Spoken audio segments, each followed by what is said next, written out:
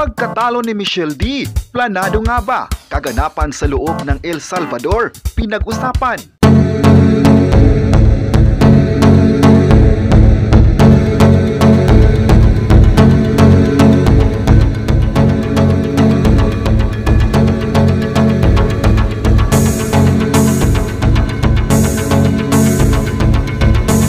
November 23, 2023, usap-usapan ngayon sa social media ang planadong pagligwak umano sa pambato ng Pilipinas na si Michelle D. Ayon pa sa balita, narab umano si Michelle D nang hindi siya nakapasok sa top 5. Mula sa top 20, pasok ang pambato ng Pilipinas hanggang sa mga sumunod na eksena ay nagtapos ang kanyang Miss Universe journey nang hindi na siya umabante sa sumunod na segments. Sa flow round ng kompetisyon ay halatang mayroong naganap na pagkakamali. Viral ngayon sa social media ang isang video ng netizen na nanood ng Miss Universe kung saan tinawag ang top 5 finalist at hindi nakapasok si Michelle dahil pasok si Miss Thailand. Pagkatapos ng pagtawag kay Miss Thailand ay biglang may lumapit na staff sa mga host nito at makikita din sa video na tila nag-i-explain ng isang host at hawak nito ang resulta.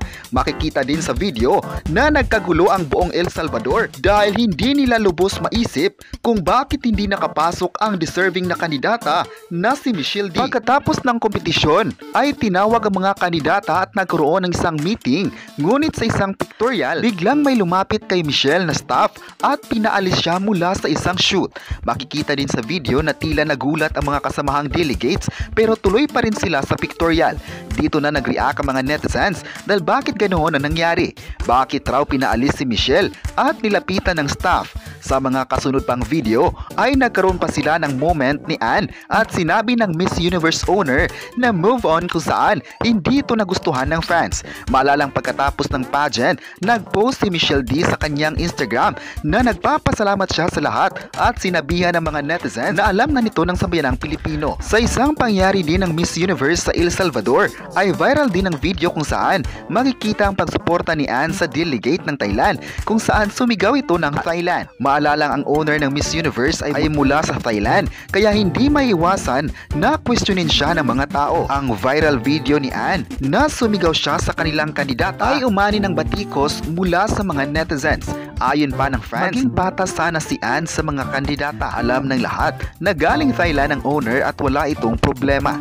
Ang concern lang ng netizens ay dapat nasa gitna siya sa suporta sa lahat ng kandidata dahil mahahalata siya na kinampihan niya ang kanyang pambato. Hindi lang ito ang unang beses na sumigaw si Anne ng pangalan ng bansa nila sa isang live competition dahil noong nakaraang taon din ay nag-viral ang pagsigaw niya sa isang kandidata na ginanap sa New Orleans, USA. Pinatikos talaga ang Miss Universe organization at hindi pa rin tumigil ang mga netizens. Ilan sa mga batikos ay ang cooking show daw at planadong resulta na hindi kinatuwa ng mga tao. Ayon pa ng isang netizen na nirepost ang post ng isa pang netizen. Hindi daw binigay ng Miss Universe ang spot na deserve para kay Michelle. Pinagkaisahan raw na hindi makaabante sa top 5 at hindi makakahawak ng mic dahil alam nilang aarangkada at masisira ang plano nila. Top fan vote winner raw, Gold for Change, Spirit of Carnival awardee at plakado ang performance tapos wala sa top 5. Gusto din daw ng netizens na ilabas ang closed door interview para magkaalaman na.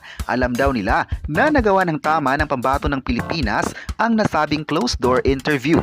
Nakita din daw nila ang video ni Michelle sa Mexico matapos lutuin daw ang result. Ipinahiya raw ito ng ganun-ganun lang na sinabing move on. Hindi daw deserve ni Michelle ng ganong mga bagay. Hindi daw siya binigyan ng spot. Hindi ito makakalimutan ng sambayanang Pilipino.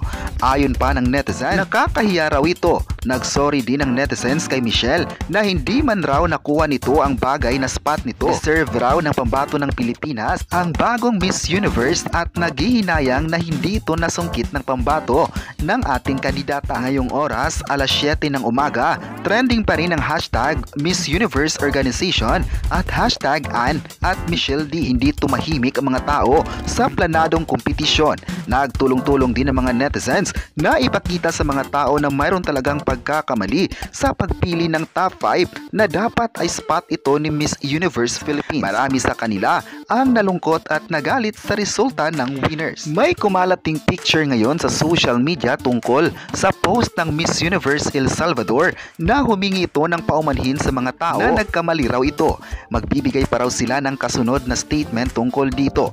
Ang nasabing post ay hindi pa tiyak kung legit ang page na ito mula sa Miss Universe. Nasa Mexico si Michelle ngayon at kinuha siyang endorser ng Miss Universe na magaganap na sa susunod na taon para sa susunod na edisyon. Si Michelle D ay kasama ng iba pang kandidata at magpo-promote ng Miss Universe na ihahanda sa mas kaabang-abang na kompetisyon sa buong mundo. Sa video na napanood ng netizens sa pagpunta ni Michelle sa Mexico ay nag-react na naman ng mga netizens. Ayon pa ng isang netizen, hindi daw dapat pumayag si Michelle dahil alam niya na gagamitin lang ito ang pambato ng Pilipinas para mas mapapalakas pa ang organisasyon. Bakit raw papayag si Michelle na hindi nga binigay nito ang matataas na spot ng Miss Universe? Nagalit ang netizens sa di magandang pakikitungo kay Michelle. Kabastusan raw ito. Kahit ano pang gawin ng lahat, hindi na raw mababago ang pagkatalo ni Michelle D sa kompetisyon. Ayon pa ng netizens, huwag nang sumali sa susunod na patimpalak dahil alam nilang ililigwak na naman ito ng mga judges. Magugulat talaga ang mga fans dahil alam nila kung gaano kahusay ang pambato ng Pilipinas sa pagrampa mula sa preliminary competition hanggang sa final night ng competition. Ayon din naman ng mga kilalang personalidad mula sa iba't ibang bansa, nagulat sila kung bakit hindi nakapasok si Michelle. Nakitang-kita naman na deserving ito. Hindi raw may tatanggi na paborito ng crowd si Michelle at mataas ang chance na makakapasok sana ito sa susunod pang exposures. Kung sila ang tatanungin, bibigyan niya ito ng perfect 10 at ilalagay sa matataas na spot at kung pwede ay sa Miss Universe title. Nasayangan daw siya na niligwak ito sapagkat si Michelle ay isa sa mga kandidata na mataas ang karisma at may potensyal na kakatawan sa Miss Universe organization. Alam daw nila na ang hinahanap ng pamunuan ay yung kandidata na may oriental beauty, strong advocacy, transformational at profitable. Ayon pa ng netizens, nakita raw nila na mataas ang kontribusyon ni Michelle D sa pagpo-promote ng kanilang organization. Kilala talaga ang Pilipinas sa mga magagaling at magagandang kandidata. Mula pa noon at hanggang ngayon, nangunguna talaga ang ganda ng isang Pilipina at kuminang sa mga pageant kabilang na ang Miss Universe. Samantala, ngayong araw Huwebes alas 7 ng umaga, hindi makakapaniwala ilang personalidad na hindi nakapasok si Michelle sa top 5 finalists. Sa isang post sa Twitter ni Rowan Farrow, narab raw ang Pilipinas at nakakaiyak ito.